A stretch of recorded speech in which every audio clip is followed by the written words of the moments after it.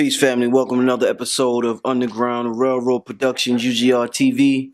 This is your host, Brother Rich. I'm here with a brother named Brother Oba. Now, if y'all been on my channel for years, if y'all go back about to 2012, y'all would have seen I interviewed this brother outside on Fulton Street in Brooklyn.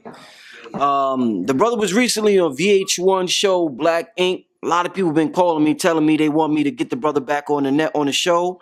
They interested in what the brother got to say. They seen him doing his thing on the show with Duchess and C. So the brother's back on here. I'm glad to have the brother back. Shout out to brother Chris for giving me his number to reach out to him. And I guess to start out with, introduce yourself to the people. Tell the people exactly what you do, brother. My name is Oba. I go by the name of Oba Adedayo. I'm a first generation leukemia practitioner in the United States. My mother was a practitioner. My grandmother was a practitioner. They were both initiated priests. All of my adults in my family are initiated priests, and I am a diviner by trade. I divine. I counsel people spiritually in matters of spirituality. So that's pretty much in a nutshell what I do.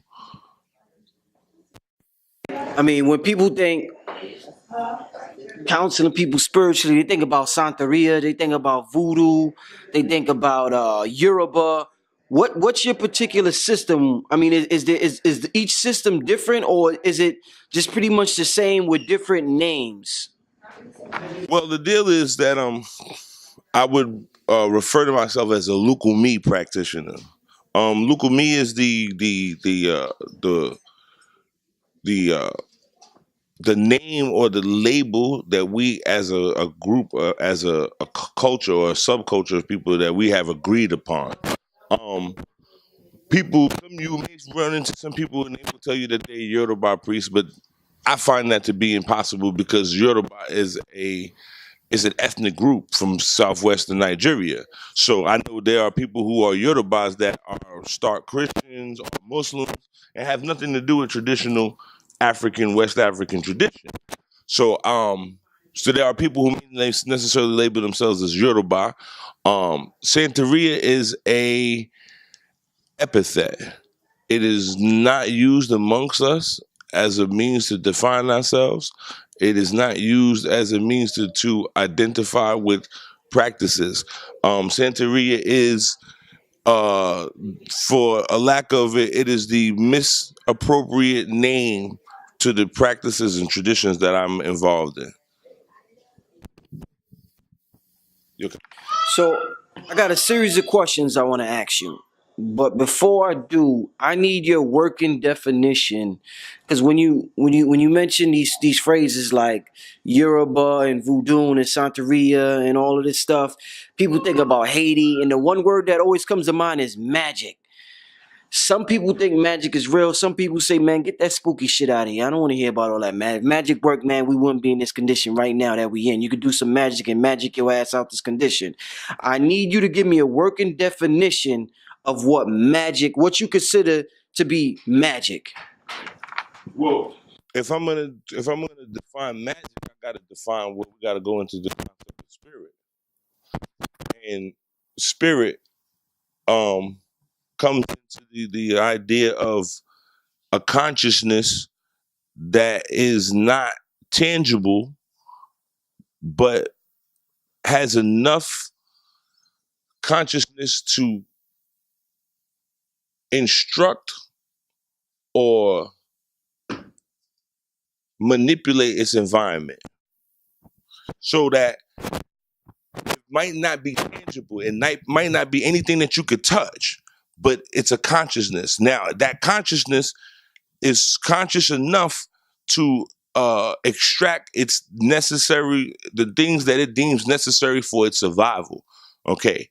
So in that regard, when people, it's unfortunate that, our this society has become so um so numb to things. So people, immediately they go, "Oh, I don't believe in that spookism." But the reality is that you believe in spookism every day. If you use your cell phone, you're working with magic. I don't care what you tell me, because there ain't no cords connected to your cell phone to the next cell phone. So unless you can break it down for me in a class and tell me exactly how it is that I spoke into a box, and you can get in somebody in California and they got another box and there's no wires. Right? So we're not talking about mechanism. We're not talking about mechanical things, because mechanisms allude to something that's connected to something, and this causes this reaction, and then from there this happens, right? Your cell phone don't work like that. So whatever nerd is out there that's at home behind his computer that got an answer for everything, I want them to figure out and explain to me how, and show me how that they can make a cell phone from scratch. Because anything that you can do mechanically, you should be able to necessarily recreate it from scratch. So if you can't recreate a cell phone from scratch, and I'm not saying you went and bought the parts from Ericsson, or you got some parts from Motorola, or you got some parts from Verizon. I'm talking about taking natural things and creating something that has the equivalency of the same power that a cell phone has. If you can't do that, then you can't explain to me why magic is irrelevant. I'm on my way to Florida tomorrow, right? And once I went down there one time, and I was in Orlando, and I was in Disney World, and this mouse is worshipped. Like everywhere I went, they had this mouse. And I thought about it, like if everybody disintegrated tomorrow and some other life form came here on some Star Trek shit, and they got here and they got to Orlando, Florida, they might think that this guy Mickey was some kind of a deity. They'd be like, yo, they had shirts for him, they got songs for him, right? That shit is magic. Because personally, I'm 38 years old. I'll be 39 this year. I've never seen a Mickey Mouse cartoon, like a regular cartoon. Not talking about the movie. I've never been raised on a Mickey Mouse cartoon. I'm not even old enough for the Mickey Mouse Club. But why do I know the song? MICKEYMOUSE, because that shit is a cult. It's a cult. You understand? That it's passed on generationally. That my mother watched the Mickey Mouse Club, and because she watched it, it just transferred along to me, because I've never seen a Mickey Mouse cartoon in my entire life. And these kids today, my stepdaughter is 6 years old. She has never seen a Mickey Mouse cartoon, but she sure enough knows who the hell he is. So that if that ain't magic, I don't know what is. Okay? And so real easily, if that's the case, then Jesus Christ could have been somebody's cartoon character. He could have been a story that they was telling little kids to put them to bed at night after they brought the sheep in or something, right? And then all of a sudden he became real, because now somebody took this book and made it an actual fact.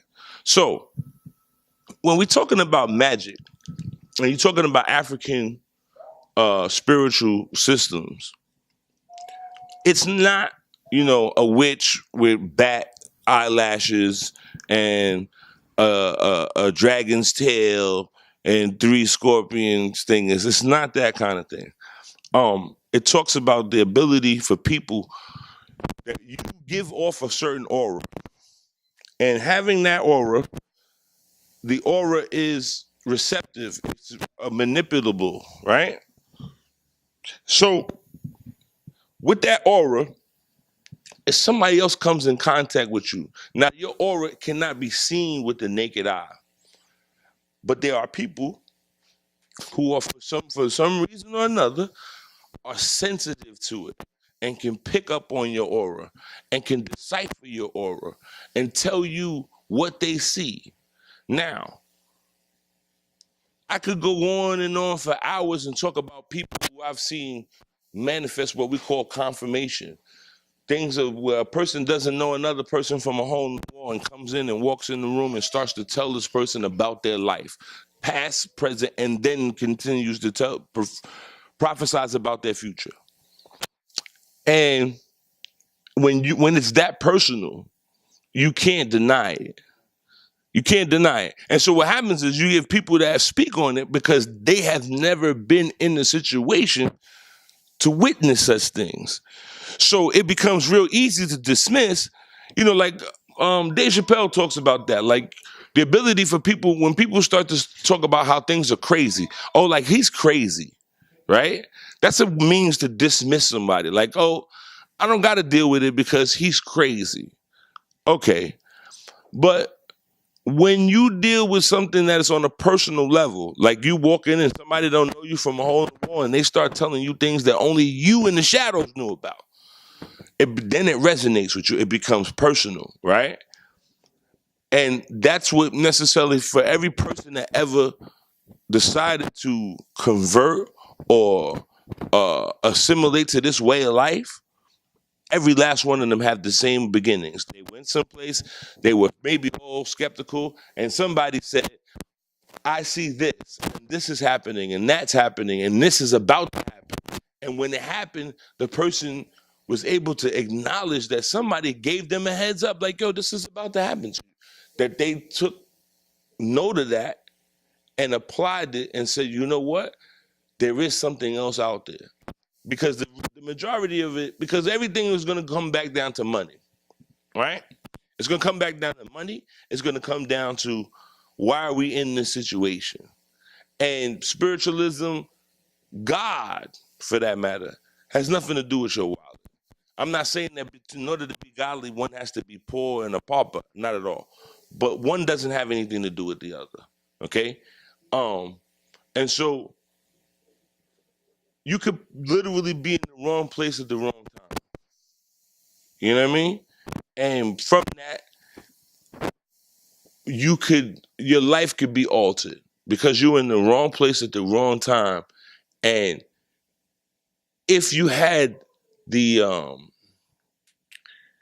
insight or the foresight to see these things before they happen, that is what the value of these traditions really brings, is the fact that a person can actually get a forecast. I can't stop it from raining. Like when I give people readings, then they come and I tell them, I explain to them, I can't stop it from raining. But what I can do is to tell you to get your umbrella. So that I'm not telling you that I'm going to make the sun come out, but I'm giving you a heads up before you leave of how you should dress so that you won't get wet, right? And so we live in a society that's very instant, instant coffee, instant food, instant success, and people don't look into what kind of work they actually put in. So it's easy to say, okay, right. Well, okay. All religion, and hear me again, all religion is based on ancestral worship. Okay? All religion. If you believe in Jehovah, or if you believe in whatever Judaic prophet, Abraham, any one of them, that's ancestral worship. Because if you believe that Abraham was a man and he lived and he died, then you're worshiping an ancestor, right? If you believe in Jesus Christ, if you believe that he was a man and he lived and he died, so at this point, you are worshiping an ancestor. If you believe in Muhammad and you believe that he was a man and he lived and he died, then you are following an ancestor. So all religion is based on ancestral worship. It cannot function without ancestral worship. Now, with that being said, the African cosmology of God consists of ancestors first. So, the cowrie shell is undoubtedly one of the oldest things on the planet because it came out of the ocean, which is always here. The ocean, anything that's aquatic that comes out of the ocean is pretty much a predecessor to us. So when you see the cowrie shell, you understand that that's a creature, that something lived in that. There was a crustacean that lived in that thing, in that shell. So we essentially are throwing skeletons, throwing bones, because that shell is now the bone of that creature that no longer lives in that shell. The other part of our tradition, stones, not rocks, stones, are very important to us.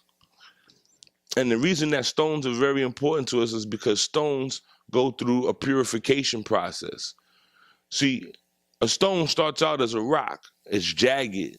It has points on it. But when it comes in contact with water and water begins to grind it down, it becomes smooth. And as it becomes smooth, it becomes more dense. And so we worship stones because, again, here is something that there's nothing on the planet that's older than it. There's nothing older on the planet than a rock. Okay? In terms of an object, there's nothing older than a rock. So we use the shells because the shells represent the female phallic symbol, okay, which is that which gives life. So we're talking to that which gives life. We're talking to because God gave us life. So whatever gives life is God in our philosophy, okay? Mother is God. Mother comes before everybody. The first prayer that we enlist after God is to our mother, the one who gave birth to us.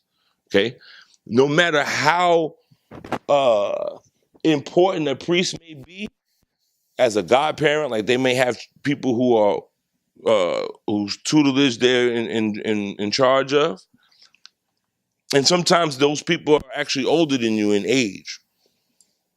No matter what, if as a godparent, the first person that the initiate must show respect to is their mother, if she's living. Okay, so the shells represent the female phallic symbol. They represent a woman's vagina, the oblong oval shape, and it speaks to us. And in it speaking to us, the numerical combinations that fall down, we're able to decipher a frequency or a signal, okay? And so that signal allows me to interact with the consciousness that is evaluating the person's aura and what they're going through, okay? Now, when people get into the whole thing of what they call Ifa divination comes way later. It is the byproduct of the cowrie shell divination. And because Ifa is almost perfect in its evaluation of things, it's way younger because the new model, the best model doesn't come out first. The new model always is better than the last model. What happens is the we understand that the gods, the deities, the orishas are full of transgressions. They are not God. They are full of transgressions. And so them being full of transgressions, we look to them to see how to not befall to the transgressions. Okay? So that the word God as an equivalent for the orishas is really doesn't measure up because God is God. There is only one architect. There's one consciousness that makes everything come together. The orisha are representations of forces and elements. Now, those forces are not, they don't sway, they don't change. So some of these forces have a certain nature about them that they cannot be, there is no duality to these forces. They are one way. And so we look to the deities, to the Orisha, as a means to understand ourselves. Okay? So this is how we get into the whole thing about altars. We create altars as a means of examining ourselves. We look at ourselves. You can't see yourself. So we have a saying in Lukumi. They say a black cat can see in the dark, but he cannot see itself. Right? And so that what that means is that for every priest that there is, no matter how great they are, or how great their spirit is, they still must seek someone else to look at them, to give them an assessment of themselves. Okay? Because you can't see yourself. So there's no grandiose priest that's like, oh, I'm the head priest and nobody takes care of me. The oldest is now taken care of by the youngest. You understand? Okay. So the Orishas are full of transgressions. They're full of what the modern world would refer to as sin. Okay, they have envy, they have gluttony, they have greed, they have hate, they have all these different things that lie within them. And so we go to them to figure out, to look at ourselves outside of ourselves, so we can examine the envy within somebody in another vessel, so that we can see how it works. We look at greed through another vessel to see how it works, to see what the outcome and the ramifications are for certain actions. So the Orishas are not gods; they are uh, direct liaisons to the High and Almighty. Now, why do we believe in multiple deities? Because we believe that the spiritual hierarchy is similar to a corporation, if I can use that as a simile. In the mailroom, and you got on the elevator with the CFO or the CEO, you would not ask him for more hours, because he don't even know who the hell you are. You can't get on the elevator and you see your CEO and you work in the mailroom and you tell him, why can't I get Easter day off? He looking at you like you're crazy. Who are you? I don't even know who this guy is. What does he want? Right? Because there's a chain of command. He doesn't even know you. He doesn't know what your problems are, because his problems are greater. He has to worry about paying the taxes, making sure that the building code's up to par, and making sure everybody gets their paper, and making sure that the stocks for the company stay up. That's what his job is. Now, him worrying about whether or not you can get Easter day off is not his business. So there's a chain of command. So you go before the person that's before you. So you speak to your supervisor.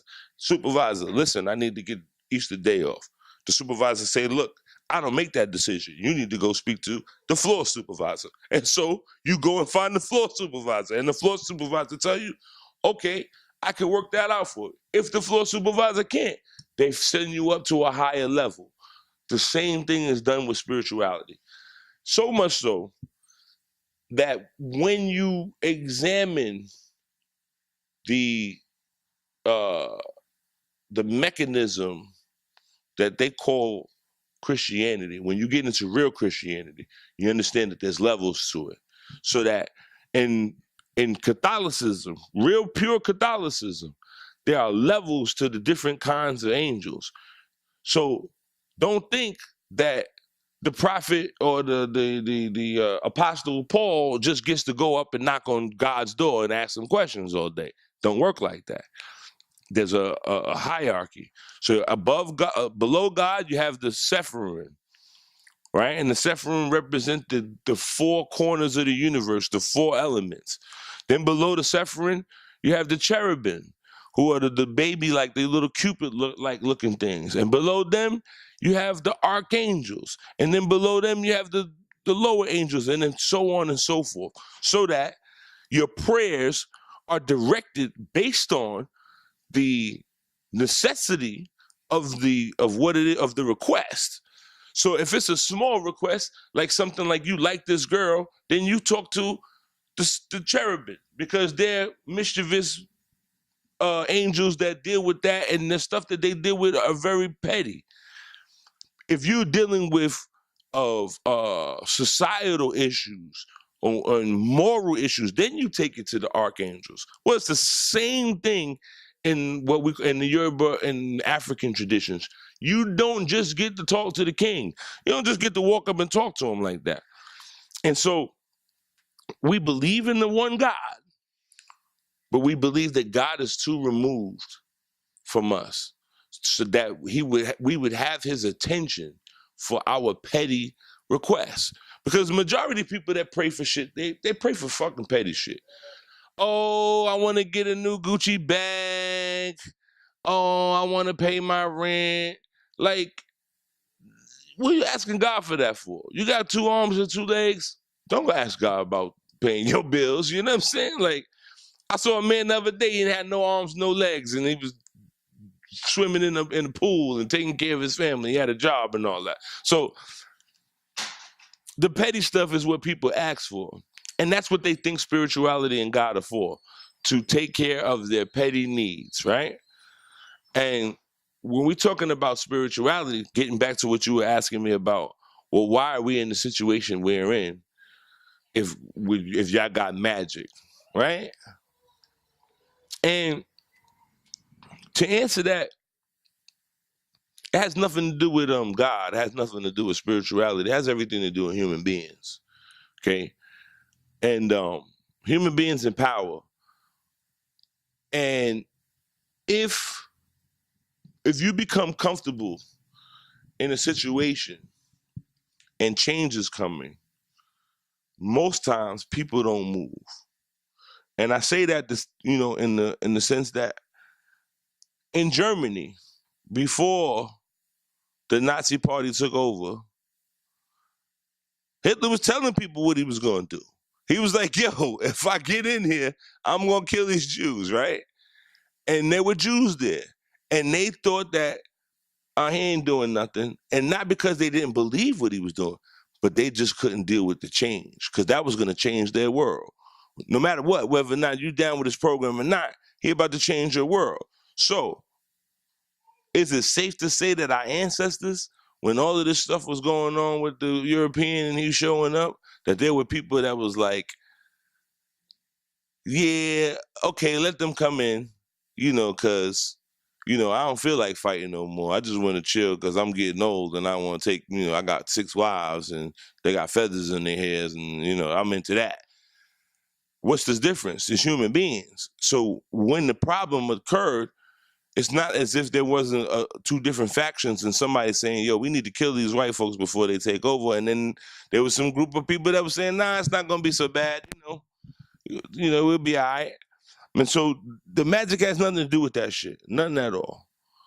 It has everything to do with politics, right? And that's one thing has nothing to do with the other. So when people come into these traditions, the first thing that they do is apply their politics, right? So as an African American that's been in a tradition that has been procured and maintained by a Spanish-speaking group of people, the first thing that people go into is, oh man, you fuck with that Spanish shit. Okay.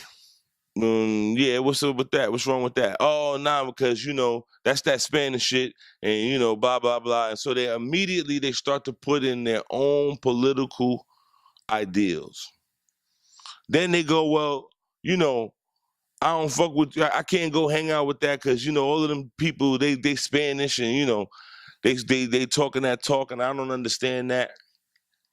And again, they're putting their ideals prior. Now, most people that go and sit in the Catholic Church, they don't speak fucking Latin either. But they sit there for a mass that's spoken in Latin, right? They don't know what the fuck priest is talking about, but they're going to sit there and let him talk in Latin. So what's the difference when you going looking for God? What language he speaks in? Because if you're a Black American and you go into the masjid, you don't speak fucking Arabic. And it may take you a lifetime to understand and fully be able to speak conversationally Arabic, right? But that had nothing to do with your faith. So what I'm saying is that people apply their political views before their spiritual views. And it should be the other way around. Your spiritual views should come first. How you think you're going to die, where you're going to go after you die is way more important than what's going on right now, okay? The reason that Black America is in such in disarray, you can go on about the economics, you can go on about the narcotics, you can go on about all of those things, but the problem is that Black America does not share a spirituality, okay?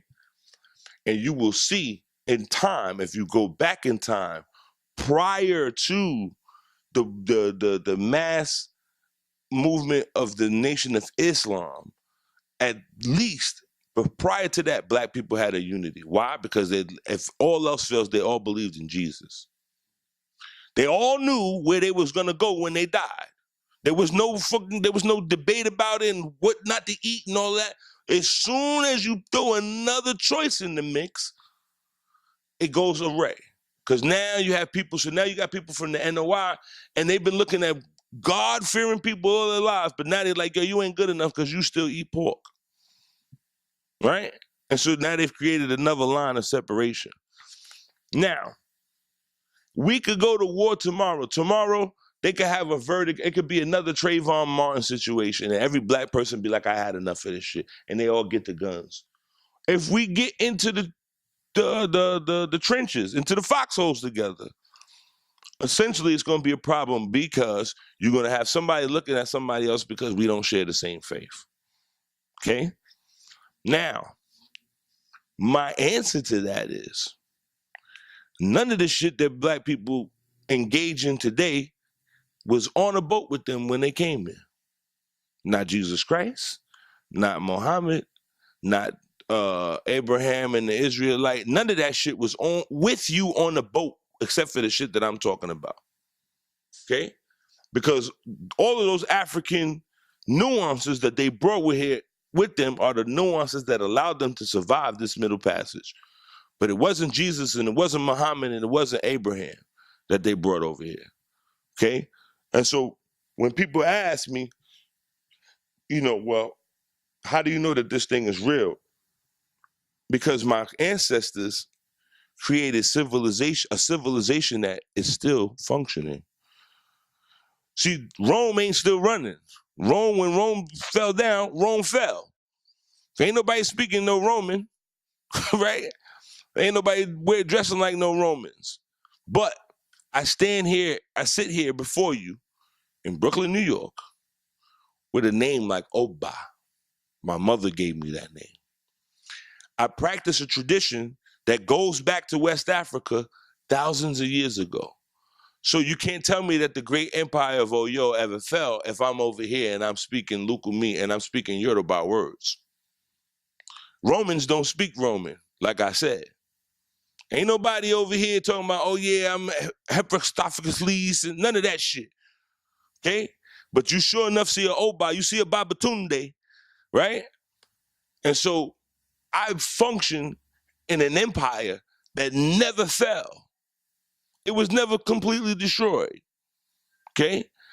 So now, with that on the brain, I realize that I'm involved in a tradition that supersedes all of this madness that got niggas going crazy. The Jesus Christ, the Islam, because none of that, I've been personally, and I don't have anything against any Muslims. Like, I respect the fuck out of the NOI.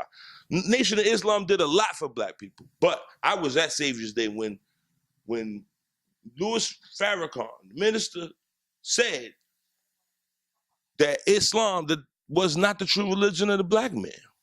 I was there on Savior's Day. Had to been like Savior's Day 07 or 06 or something like that.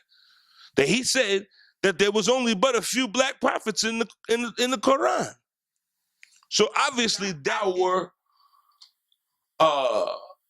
true religion, so to speak. Right? And with that being said,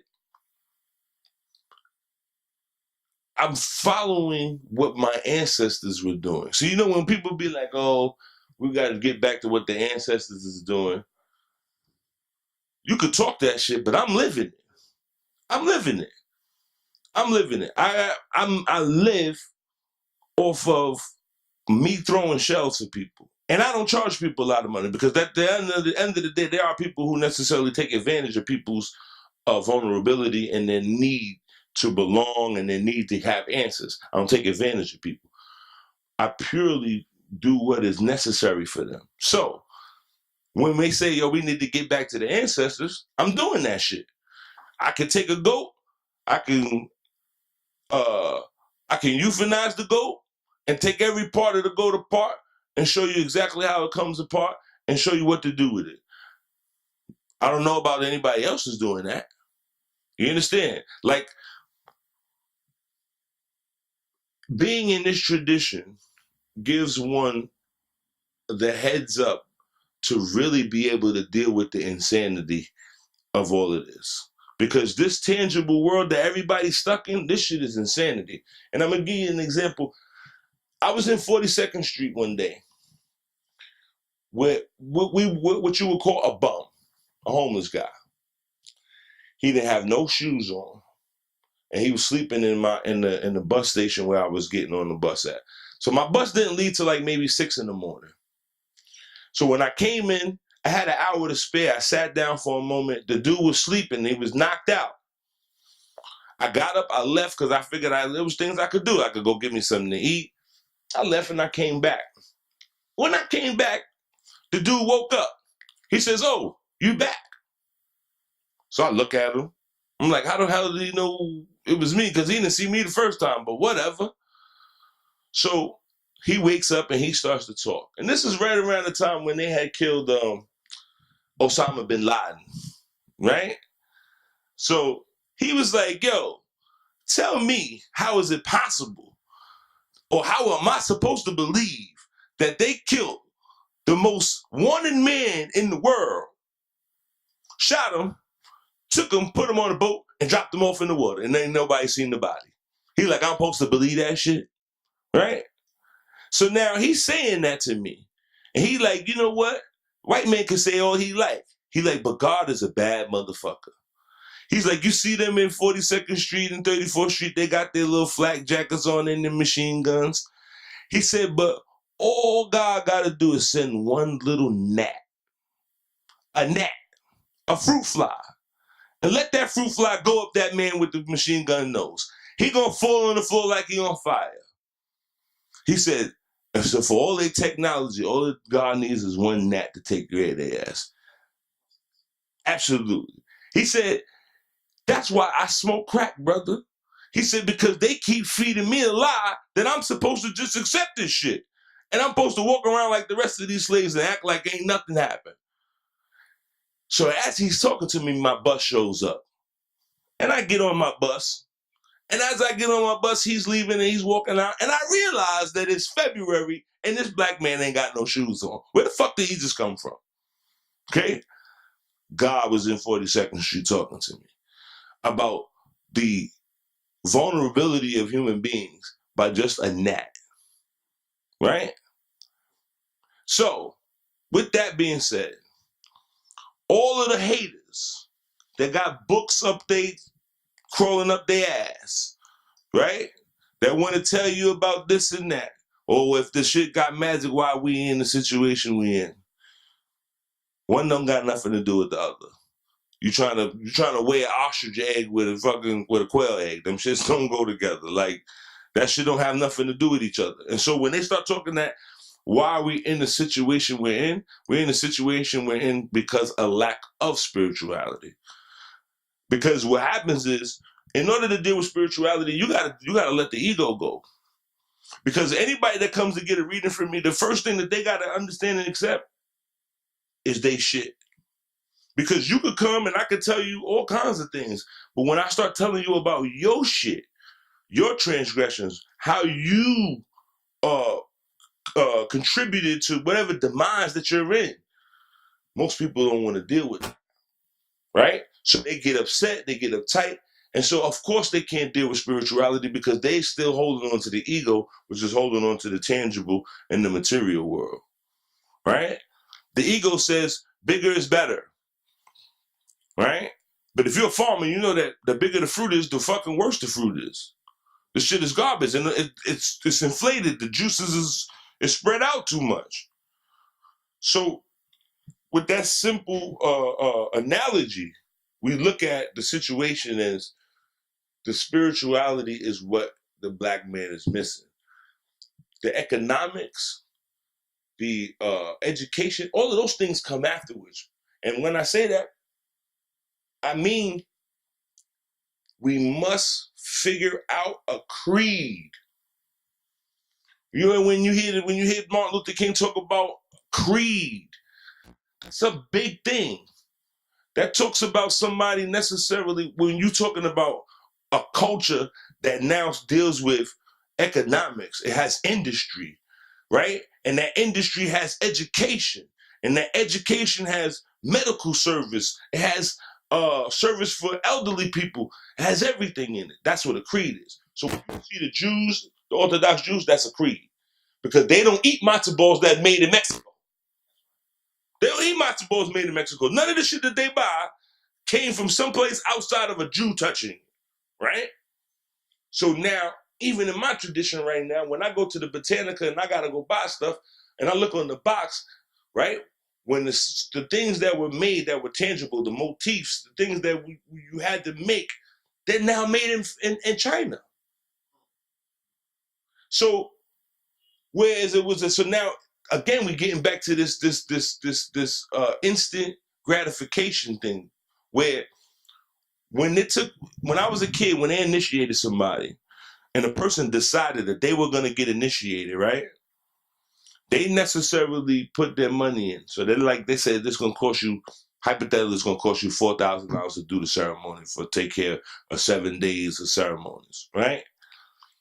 You put that money in, and it was at least a year prior to the date that you necessarily anticipate this initiation taking place. Why? Because everything that they did was procured by people who necessarily had something to do with the tradition. So any of the pieces, any of the bracelets that you had to wear, somebody fashioned them. There has a goldsmith that fashioned them. When you wore beads, somebody beaded those things. They didn't come out of a botanica, they didn't come out of a factory. Now, because people got to have this instant gratification, they go, oh, well, I got my money. I want you to initiate me next week. And so now people got to run, and then they got to pay for things that they done got somebody else to procure, and now they're bringing outside money, and somebody else is benefiting from my tradition, right? And so this is something that I'm making a big stink about within my tradition. To people like, yo, how the fuck is it that I got to go and get some stuff that's coming from out of China, right? And people are like, oh, well, or even the animals. Because when I go and purchase animals that I got to sacrifice to the deities, I'm purchasing them from an Arab who at the same time doesn't even necessarily respect my tradition. He thinks my religion is a novelty, right? So that means that he is going to charge me more purely for the fact that he doesn't care for my tradition, right? And so again, he's taking advantage of me, where I don't have control over my tradition. So now, if Black people were to put their things aside and understand that there are things about us that are just niggerisms, as I like to call them. Everybody grandmother, I don't care, she don't got to go to church, she don't got to go to the mosque, she don't got to do nothing. She be in the kitchen, you're about to go somewhere, and she tell you something prophetic, like, yo, I don't think you should go outside today. Everybody grandmother did that, right? That's a niggerism. White people don't have that. They don't do that. They let their kids do whatever the fuck they want because they don't have no intuition. They don't feel nothing. And I'm not saying that all of them don't. There are some that are in tune with things. But we're talking about people who've been stripped of all knowledge of self, and they still exhibit traits that they can't help. Those are niggerisms. When you hear me say that, those are niggerisms. Why? Because you could go to any Caribbean island, and there's a woman that does the same shit. In every neighborhood, in every town, in every little pueblo, there's some woman that does the same thing, right? So we have to come to grips with the niggerisms and champion them. Like, I don't care for hip hop right now. I'm not a fan. But when some of that ignorant shit come on, I can't help it because the shit is niggerism. I hear that Bobby Shmurda shit, I be like, yo, where the fuck? Because I know where he's coming from with that shit. And if you're not a fiend, get up on my trap. Like, that shit is just some nigga shit. Like, absolutely. I could play that shit in fucking Mali and they gonna start dancing with that shit. Because they can't help themselves. Right? Because those are niggerisms. That shit is something that's deep within us. That's a spiritual thing. So that a certain syncopation of the drum opens up a portal. So when you hear the Native American, right? The Native American was pretty much, this is real shit. Native American is an African, right? That was on, in like the danger room. You know, like how the X-Men, they got the danger room where they just simulating shit? That's what the Native Americans was doing. They was over here playing a game. They have a game in Native American culture that they call counting coup, right? And counting coup is, we're going to run up on you. and we're gonna sneak up on you and sneak up into your little village. And when I tap you on the shoulder, you it, nigga. That means I got through your shit. We don't gotta pull out the knives, we ain't gotta pull out the arrows. We already doing this. So that means that they were in motion for a preparation of something that got disturbed, right? So when you listen to the syncopation of their music, it's war shit. Doom, doom, doom, doom, doom. They're getting ready, right? You don't have to know it. You feel it. It tells your psyche, it tells the cells in your body exactly what to do, right? The same thing in Africa. When you hear them, there's a different thing when they're playing war drums and when they're playing drums for the girls to shake their booties. Trust me. The drum shit with the girls shake their booty, the shit is right? So she can move all of her appendages around the body and show them off. The war shit is ging, ging, a ging, ging. It's a repetition thing. Keep you focused. Keep your mind going on this is what the task is, right? So when the music comes on, motherfuckers don't gotta know what Big is talking about, right? But when they hear him go, they know what the fuck he talking about. That shit is universal. As soon as he say that shit, niggas like, oh shit, hold up, wait a minute, let me get right. You know what I'm saying? And it's a natural thing. Absolutely, it makes you like, oh, right? And so for a long time, you used to see Jadakiss. He was trying to find that when he got that, when he got that little screen, that's his shit. Now, right, Ross picked it up. He took the formula, right? So much so that when he did, I remember Brother Chris was telling me, Brother Chris, he from the hood. And the cats, that fuck with Big, they was like, yo, when they heard him do You're Nobody Till Somebody Kills You, when Ross did that the nigga D-Rock was like, yo, he channeled some B.I. shit. Feel me? So that if you listen to him, now, because Ross is a funny dude. If you pay attention, throughout all of that money and diamond shit, he be dropping some jewels on you. He dropping some fucking real black man jewels. You feel me? Yeah, you gotta like really fuck with the nigga. Like you be hearing him, he be dropping little, you know what I'm saying, sciences on a nigga, right?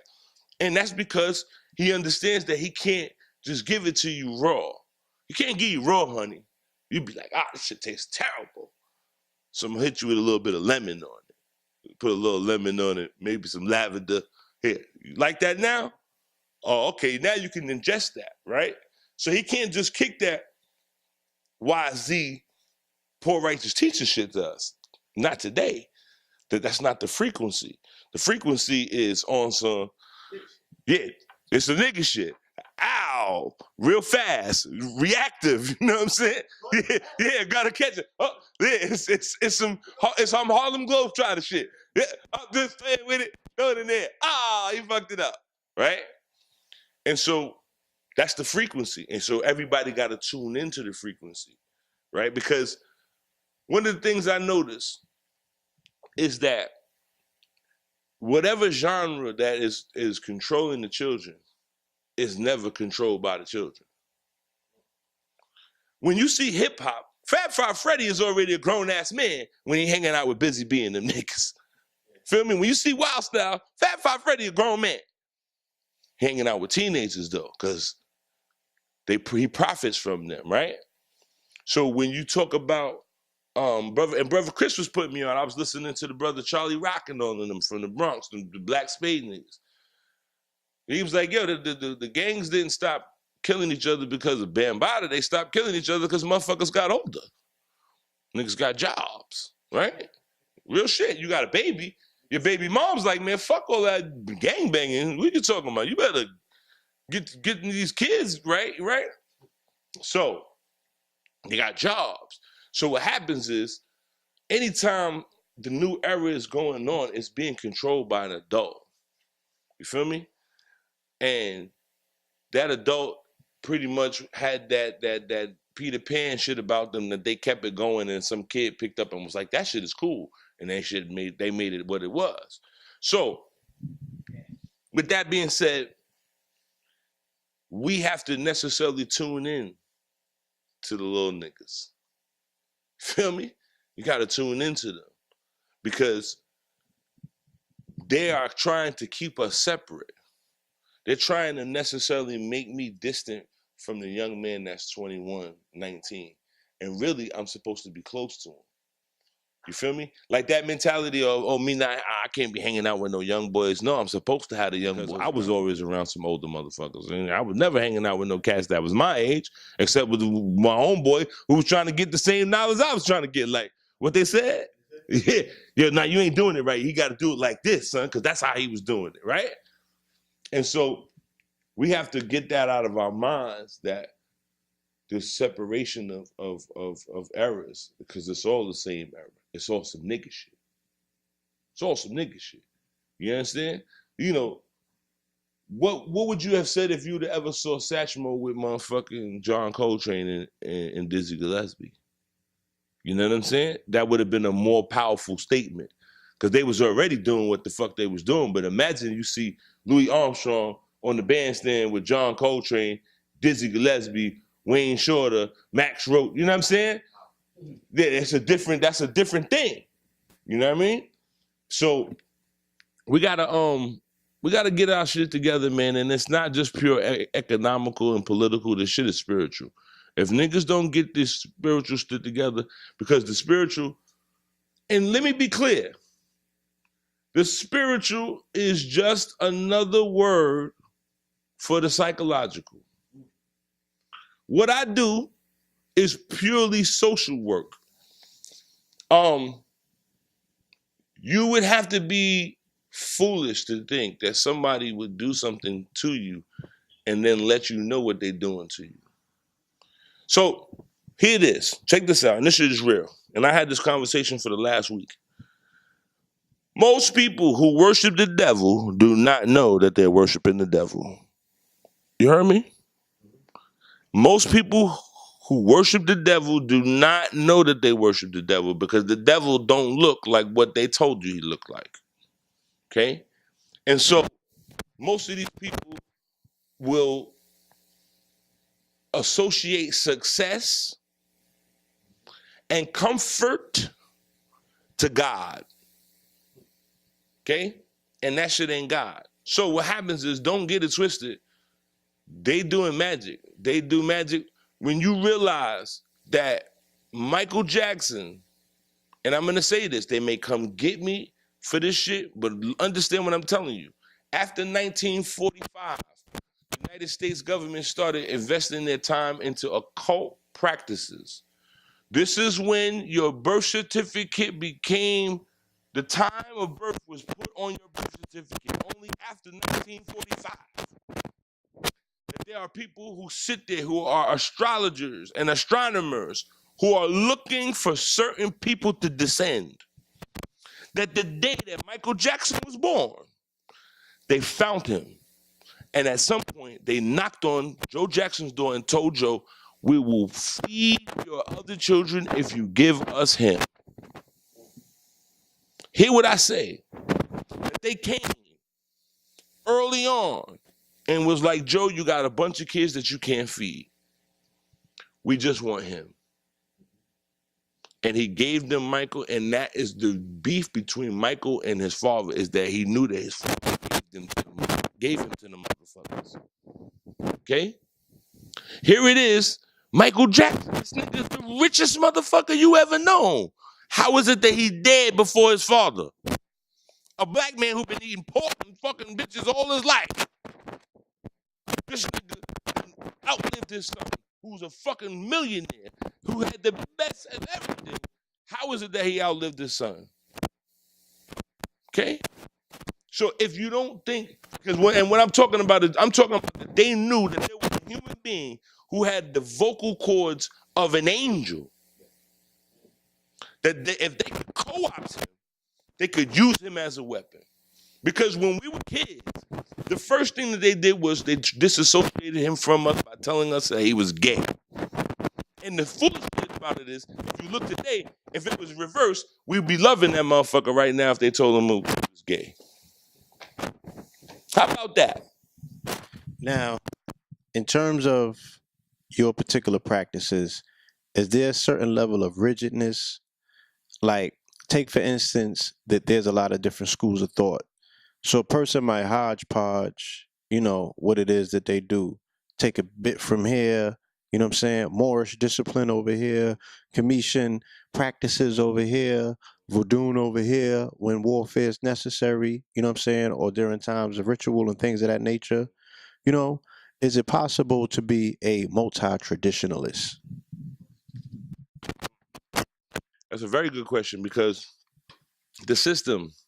So now, again, I spoke about the fact that there's traditionalists, and then we have what we call lukumi, which is the hybrid tradition that comes out of the diaspora. Now, in the hybrid tradition, within the lukumi system, we have three different stages, three levels that work in concert with each other. So the three levels start off, the first level is spiritualism. The second level is Congo, Palo Mayombe traditions. And the third one is the Risha traditions, the Lukumi. Now, in the spiritualism, the first layer, all religious philosophy and creeds are allowed to sit at that table, whether it be Commission, Moorish, Christian, Islamic, uh, Asiatic, Hebrew, whatever. It is all allowed because it deals with the fact that we have spirits from all different corners of the universe.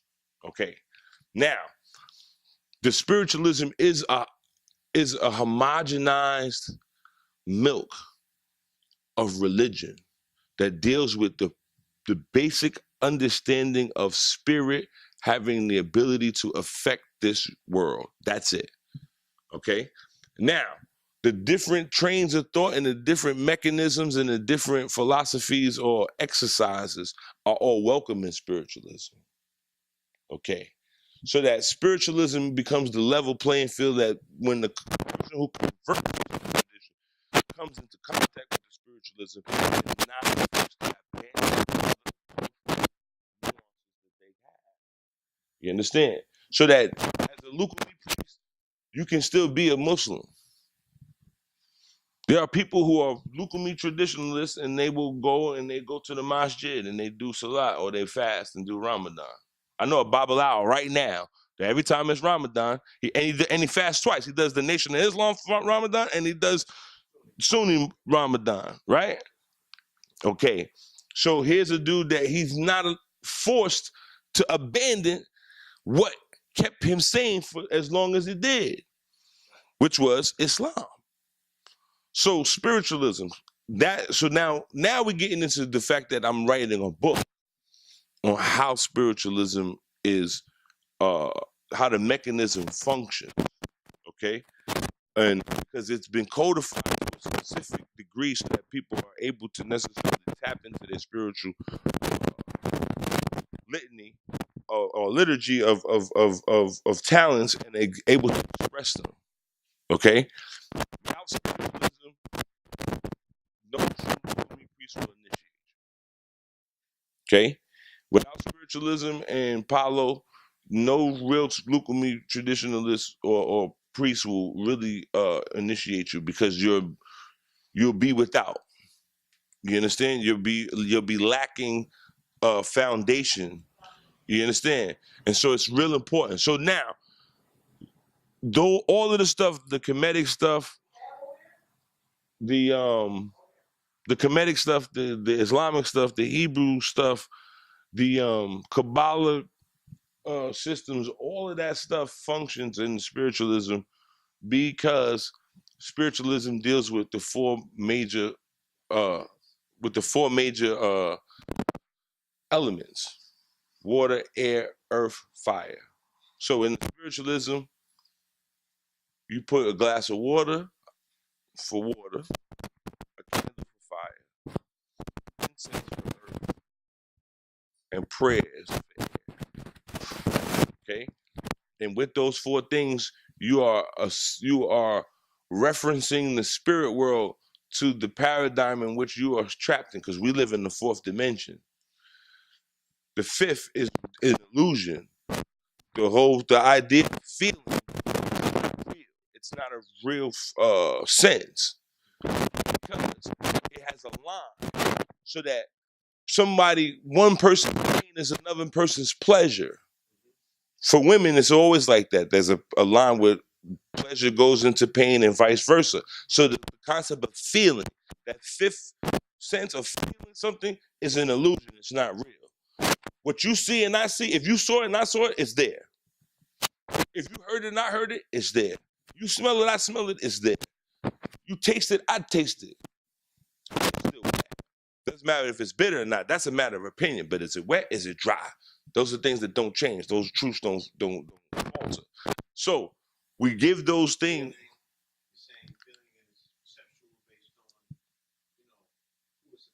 Absolutely. Absolutely. One man's pleasure is another man's pain. It's two different effects. Yeah, if I was just a sadomasochist. I mean, you know that being in jail, there's a lot of sadomasochists. There's people in there who the only way that they can get affection is by having a violent interaction because it makes them feel alive, and so it's pleasurable for them. That's interpretive. That's not a truth. Whereas the four, earth, wind, air, fire, they don't change. You see it, I see it. You hear it, I hear it. You smell it, I smell it. You taste it, I taste it. You felt it? Nah, I didn't feel that. You understand? Nah, I didn't feel that. Exactly. Absolutely. Brother Rich. So any other questions? You want to wrap this up?